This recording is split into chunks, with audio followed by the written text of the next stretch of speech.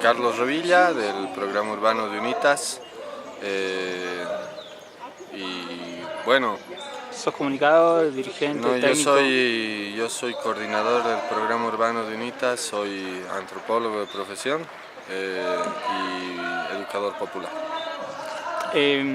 Este es un encuentro de varias organizaciones sociales y hay como una discusión de lo que es la realidad y lo que dicen que es la realidad.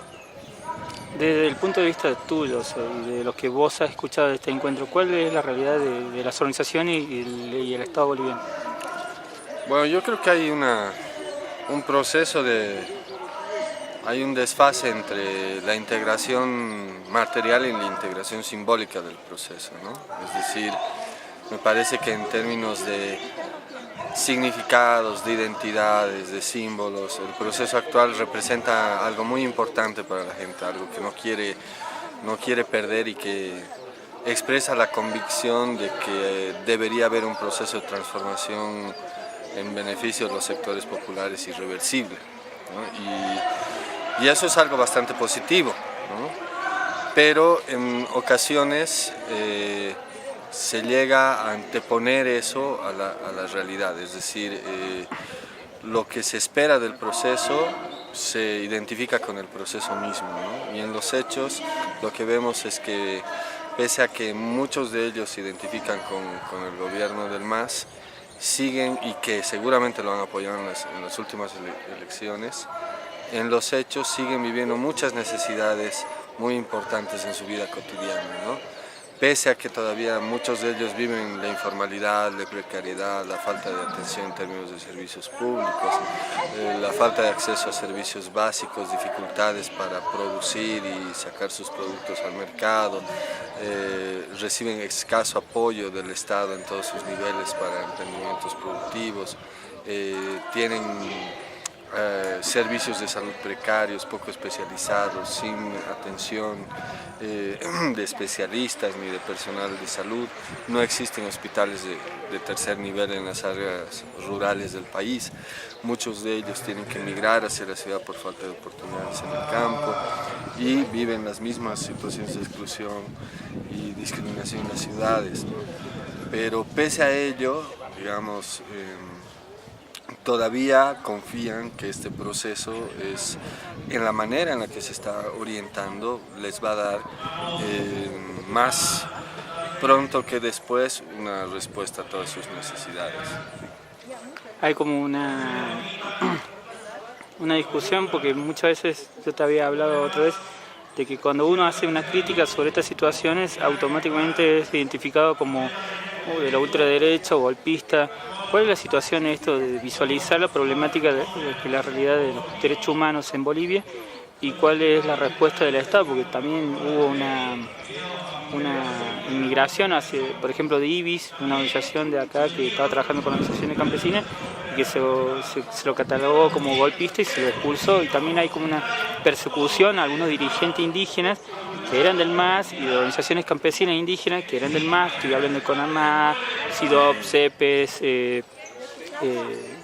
APG, que fueron seguidores del movimiento del MAS y organizaciones ONG que eran seguidores del MAS, pero cuando empezaron a hacer unas críticas fueron expulsados y catalogados de golpistas. Sí, esos son signos bastante preocupantes, ¿no? De un proceso en el cual, digamos, gran parte de los sectores que han promovido las transformaciones en el país y que en cierto modo han servido de soporte al gobierno, ahora cuando plantean sus críticas y sienten que hay elementos preocupantes que hacen pensar que la orientación del proceso no necesariamente favorece más a los sectores populares, sino a algunos sectores más acomodados, la reacción es tratar de identificarlos mecánicamente con los sectores más reaccionarios y conservadores de la sociedad boliviana, cuando en los hechos, en muchos casos, han sido las alianzas del propio gobierno las que se han aproximado mucho más a los sectores conservadores, ¿no? que la propia población y los propios dirigentes que están siendo catalogados como reaccionarios, conservadores o serviles, digamos, de intereses empresariales. Este es un elemento muy preocupante, ¿no? Porque supone que hay un cierre de los espacios democráticos para disentir y para cuestionar. Yo creo que el evento que hemos tenido estos días es más bien la muestra de que pese a que hay diferencias en términos ideológicos y políticos, es posible llegar a conclusiones, a síntesis y propuestas conjuntas que en realidad beneficien a los sectores populares en su conjunto, sin digamos, asentarse en posturas reaccionarias y conservadoras, pero tampoco dejando de lado una agenda realmente popular. Entonces, yo creo que esos espacios serían de mucha utilidad para el propio gobierno, para reencaminar y reorientar muchas de sus acciones, pero también para tener un contacto mucho más franco y directo con la realidad, ¿no? El problema es que en ocasiones los propios gobiernos terminen creyéndose su discurso, ¿no? Y cuando uno empieza a creérselo, está cerrado cada vez más a las críticas y se pierde cierto sentido de realidad, ¿no? Pese a todos los elementos y los avances interesantes, la campaña de posicionamiento de la figura de Evo Morales y de todos nosotros, y de los avances logrados, que no hay que desmerecer del todo, seguimos siendo el penúltimo país más pobre de Latinoamérica. Seguimos siendo un país con una enorme desigualdad que en 4 años ha crecido del 66 al 67% de diferencia en términos de ingreso entre el 20% más pobre y el 20% más rico.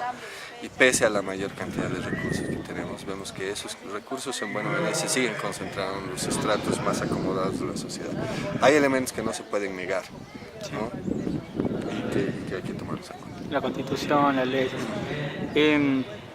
Cuando me dijiste educador popular, me acordé de Paulo Freire, que decía en una frase: el sueño del oprimido es ser opresor.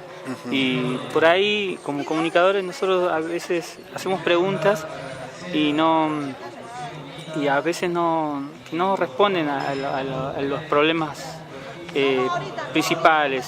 Entonces, la pregunta mía es: ¿qué es lo que nos estamos preguntando? ¿Qué es lo que nos estamos hablando? ¿Qué es lo que nos estamos dialogando sobre la problemática en Bolivia? Y que por ahí sería bueno que vos digas.